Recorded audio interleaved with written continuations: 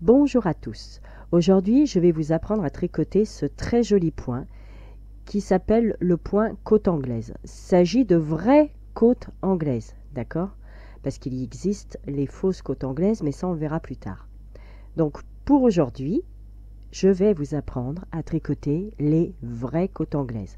Pour cela, je vous laisse vous munir de laine et d'aiguilles, bien sûr, et de monter un nombre de mailles pair. D'accord? Peu importe le nombre de mailles, peu importe ce que vous voulez tricoter, c'est un point que vous pouvez facilement intégrer dans un modèle que vous avez et voilà, vous êtes en train de tricoter un pull par exemple, vous le faites tout en jersey et vous vous dites, bah tiens, pendant ce pull, en fait, j'aimerais bien insérer un point. Et bien, dans une partie de votre tricot, du moment que vous avez un nombre de mailles pair, vous pouvez tout à fait faire des côtes anglaises. Cela peut aussi remplacer le point élastique. Vous savez, les côtes 1-1. Une maille à l'endroit, une maille à l'envers, une maille à l'endroit, une maille à l'envers. Eh bien, si vous voulez, vous pouvez tout à fait, vous voyez, tout à fait faire ces côtes anglaises, en fait, qui peuvent remplacer le point élastique. Donc, à vos aiguilles, avec votre laine, un nombre de mailles pair, et c'est parti. Donc, il s'agit d'un rang que nous allons répéter. Un seul et unique rang qui se répète tout au long de nos côtes anglaises. D'accord? Donc, vous avez monté votre nombre de mailles pair. D'accord? Quand vous démarrez tout de suite au montage des mailles, vous faites d'abord un rang tout à l'endroit. D'accord? Je vais vous expliquer pourquoi tout de suite. Parce qu'en fait, quand on va démarrer, donc déjà, toutes les mailles, elles sont toutes à l'endroit. D'accord? Mais en fait, là, on va piquer dans le centre de la maille. D'accord? Si vous venez juste de monter vos mailles, vous ne pourrez pas faire ça. C'est pour ça que votre premier rang doit se faire tout en jersey endroit. D'accord? Et donc, après, c'est ce rang-là qui se répète à l'infini, si vous voulez. Là, notre deuxième se tricote normalement. D'accord? Et la suivante, on pique juste en dessous de la petite boucle. D'accord? Vraiment dans le creux de la maille. On ne prend pas notre maille comme on le ferait d'habitude ici. D'accord? On prend vraiment dans la petite boucle du dessous. Et on alterne. Dessus, dessous. Dessus, dessous. Dessus, dessous.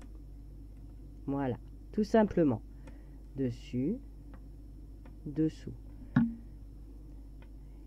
Vous faites comme ceci sur tout votre rang. D'accord?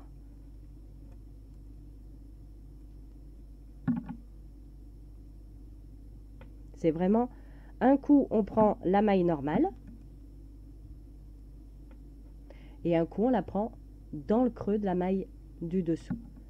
D'accord? C'est pour ça que je vous dis dessus. Et là, forcément, on pique dessous.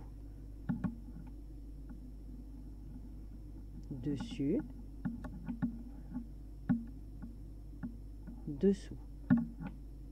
D'accord? Et je vous laisse terminer votre rang. Voilà, je me suis arrêtée exprès avant la fin du rang pour vous montrer comment cela se termine. Donc, dessus, comme tout à l'heure, d'accord? Et là, on pique dessous. Et on va toujours terminer en fait par 2 mailles à l'endroit. C'est-à-dire dessus le fil, comme une maille normale en fait. Voilà. Et ces 2 mailles à l'endroit, vous les retrouverez à chaque fois que vous terminerez votre rang. D'accord? Vous aurez toujours ces 2 mailles-là à faire, puisque quand on va tourner, eh bien, on va simplement refaire la même chose. C'est pour ça que je vous dis, c'est vraiment le même rang qui se répète, à savoir que vous tricotez votre première maille, et là, automatiquement, vous piquez dans le milieu de la suivante, et on recommence au-dessus, et dans le milieu, au-dessus, dans le milieu, et au-dessus, et dans le milieu. Maintenant, pour vous faire la différence, si jamais vous posez votre tricot, admettons. Voilà, j'arrête ici. Comment savoir si j'en suis à la maille que je dois piquer comme ça ou je dois piquer comme ça? Eh bien, vous regardez. Celle que je pique comme ceci, il y a 2 fils. Vous voyez? Il y a le fil ici et un fil ici. Donc, quand il y a ces 2 fils, ça veut dire que je la pique normalement. Maintenant, celle-ci, vous voyez, le brin, il est tout seul. Il n'y a qu'un seul fil. Donc là, vous savez que vous piquez dessous. Puisque le fait de piquer dessous, en fait, hop, dans le rang d'après, vous avez vos 2 fils. D'accord? Ce qui fait que dans le rang d'après, celle-ci, on viendra piquer dessus. D'accord? Là, on a nos 2 fils, donc on pique au-dessus. Et dans le rang d'après, on aura un seul fil, donc on piquera au milieu, dessous. Voilà. Et c'est vraiment tout bête, c'est un coup de main à prendre. Voilà, ici il n'y en a qu'un. Donc, dessous. Et on alterne à nouveau, comme ça, tout le rang. C'est vraiment un point où on se régale. Voilà.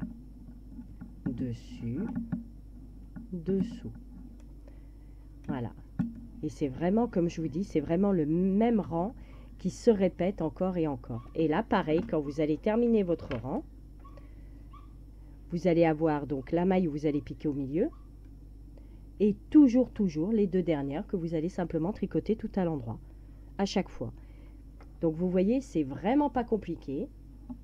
Je vous laisse sur ce tricoter plein de jolis ouvrages avec des côtes anglaises et je vous fais plein de gros bisous à tous et je vous dis à très vite pour un nouveau tuto. Ciao ciao.